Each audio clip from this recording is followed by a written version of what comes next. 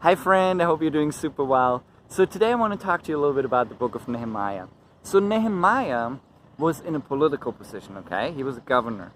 And he went back to his own land after getting an allowance from the king to rebuild Israel. You know, like he rebuilds the city and like he rules over there and he goes back there.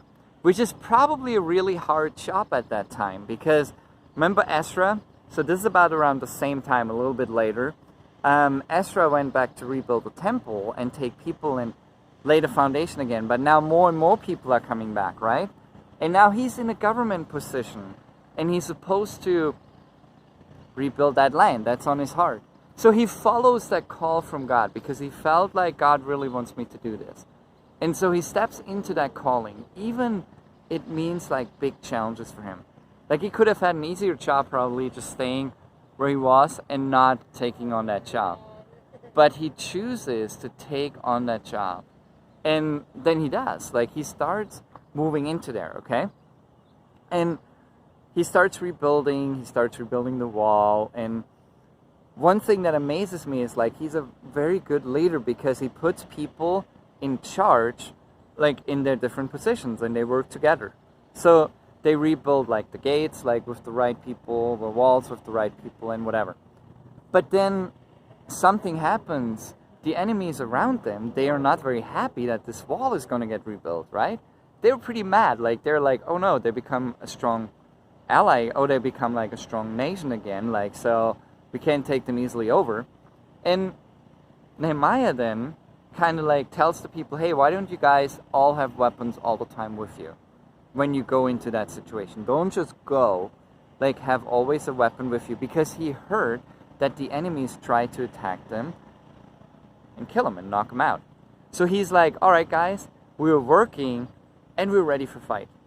That's kind of like spiritual warfare in a sense too, like how prayer and action goes together, right?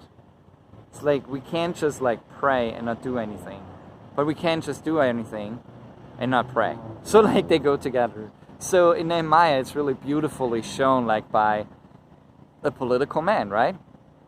And then the next thing that happens is like he keeps rebuilding those walls, keeps rebuilding things. Things are happening and things are going well. But then there was a famine in the land and people had a hard time eating. And so a lot of poorer people that were there, they started selling their kids into slavery just to survive. And when he heard about that, he's like frustrated because there was a lot of rich people too. And so Nehemiah challenges them, hey guys, like, this isn't right. You're rich and you let your brother and sister sell their children into slavery. We're trying to get them out of slavery and you guys, you not helping them? And the rich people felt really convicted. And then they started helping. They started to change. It's amazing like what good leadership can do. So he really made a change in their lives. But then also what we see in his leadership that also struck me a little bit in this book is like he didn't choose the easy road. He chose the road that God called him to do. He like really stepped into that. He didn't care like what people were thinking or whatever. Like, or if it was an easier position or get gain out for himself. No, he was like all about like, this is what God called me to do and I'm going to step into it. I don't care what's going to happen. I'm going to step into it and I'm going to do it. It's beautiful. It's beautiful leadership that this man brings along. And you see it through the whole book. And then also he's very interested in like making sure that the people know about God. So he starts teaching again, like have the people teach on like who God is. The whole history. And like Ezra started to. But he's going even further and teaches like where God... You know how the Israelites came out of Egypt and all this stuff. So he's going back really far. So the people would have a new foundation in it. Isn't that beautiful?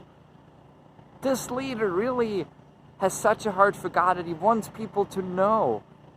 And then he enforces also certain things. Like he makes sure people are remembering like that on the Sabbath you're not working. You're really taking the day off. And then other people started selling stuff in town again.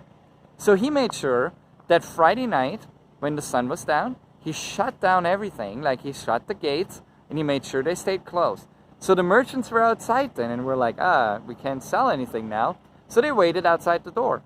But eventually he said, hey, if you guys come back on the Sabbath, I'm going to chase you off. And so they stopped coming on that Sabbath day.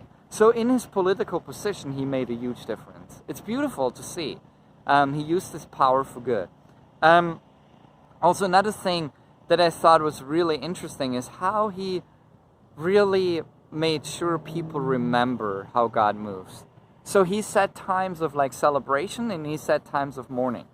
When you look back in your life, you probably know this. Moments you remember are mostly like moments of celebration. They're really easy to remember. Or, on the other side, moments of mourning. And so he made sure we remember like certain moments. And he just was really good in doing that. I love that story of Nehemiah. So I want to encourage you like to read through this book, because you can learn a lot about good leadership, like in a government position. And Ezra and Nehemiah were different positions again. Nehemiah was like a government official, like a governor, and Ezra was a priest. But both positions were important. It wasn't like that they weren't important. They were both important, and he stepped into those. It is amazing. So I just want to encourage you, whatever position you're in, like step fully into it, because you can really make a difference there. So yeah. So God, I just want to pray for every person that's watching this, that you speak to them, that you encourage them, and that you bring them hope, and that you bring them joy, and that you help them to really stay in that position and be the best who they are in that position, and not to quit. Help us all in that. And to be really not being corrupted by the world, but really stepping into what you have. In your name, Jesus, we pray. Amen. Hey, have a blessed week and be inspired to Nehemiah. Bye.